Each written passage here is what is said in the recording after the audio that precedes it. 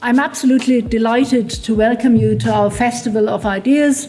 The subtitle of our festival is Living in an Age of Permacrisis. Permacrisis is a term that perfectly embodies the dizzying sense of lurching from one unprecedented event to another as we wonder bleakly what new horrors might be around the corner.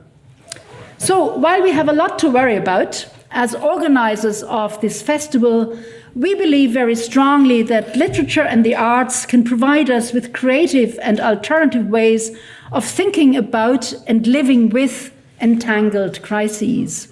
Writers, filmmakers, visual and performance artists have the gift to articulate experiences from angles that surprise us and always interrogate entrenched political and public debates.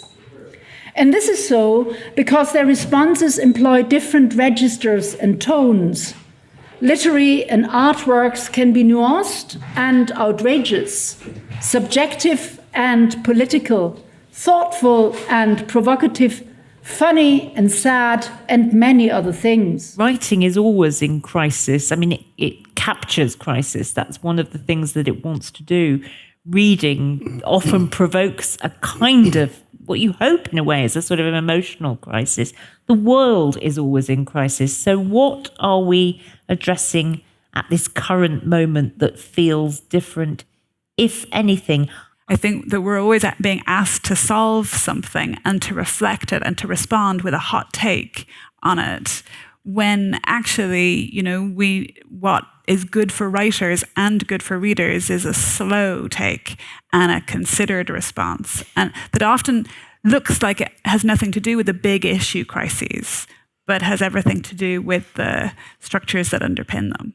I think that the human capacity for getting used to things is both our deepest flaw and our greatest strength. And I'm always quite interested in what people get used to and how they learn to tolerate. And then when it becomes intolerable, and then when they recognize that it becomes intolerable. And maybe that sequence is the engine of a lot of my fiction. I've written a lot of war poems lately, which hopefully if there's another book, they'll be in it. But it's difficult writing war poems because you feel like a bit of a fraud when you're not in the middle of it or in the middle of making peace, but the only peace I suppose we can make is in our own lives and with the people around us and with the world around us. W.H. Auden said, or he predicted, knowledge will degenerate into a riot of personal visions. So knowledge has degenerated for some into a riot of personal visions. And we also live in a time when bombs seem to many of our world's leaders the favoured mode of speech. Anyway, lungs. There is a fight, war between novel as a genre and social media. Social media is like this.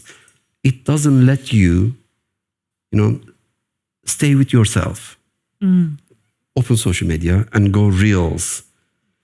No truth, no knowledge, just information, data, like that matrix, coming down. And this thing, stealing or invading your time, but novel invites you, says, come, free time, okay? Give 1 hour a day or 5 hours. And we do it, we love it. So we have to defend this free time of novel for our human soul. We all come from somewhere. However, when someone asks where I come from, I pause for longer than I should before I answer.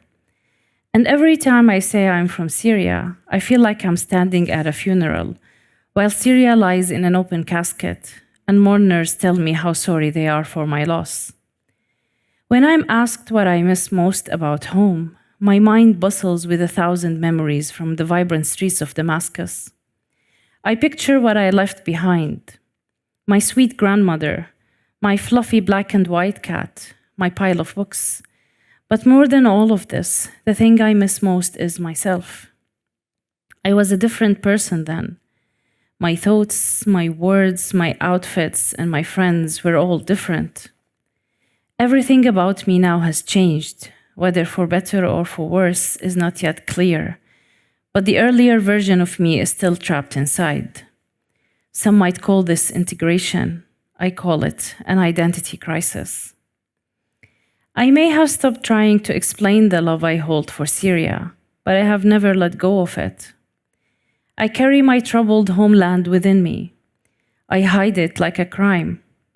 After 9 years of forced separation and living in other countries, I'm still not sure if I should move on, stop counting the years, and settle for a new home. The artists and writers invited here today are very different in their artistic expressions, and they have very different backgrounds. But they all share a deep engagement with the question of how to live a good life. By this I mean an ethically good life, not based on material gain. They ask, how can we imagine livable futures in times of permacrisis?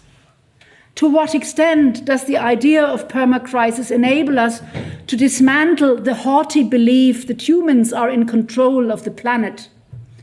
How can we reimagine creating livable environments for all? And how can we recover and nurture hope? We hope that you will enjoy our packed program with readings, performances, roundtables, a digital exhibition, and lively debate. I wish you all an enjoyable, thought-provoking, and engaging festival. Thank you very much.